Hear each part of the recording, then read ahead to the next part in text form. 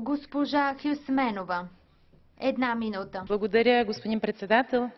Уважаеми колеги, лидерът на Българската либерална партия Движение за права и свободи, господин Лютви Местан, написа в началото на годината писмо до всички либерални лидери в Европа, че е време Европейският съюз да отвори врати за Западните Балкани.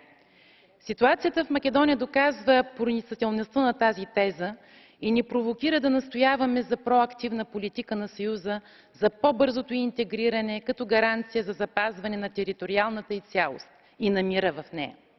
Ръководството на държавата трябва да положи усилия за разрешаване на политическата криза и Македония бързо да върви към европейските ценности и стандарти, към гарантиране на правата и свободите, включително на българската общност.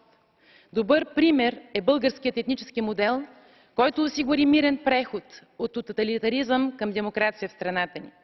Надявам се, че Македония и Европейският съюз ще се срещнат на полето на демокрацията и спазването на правата на всички граждани. Благодаря.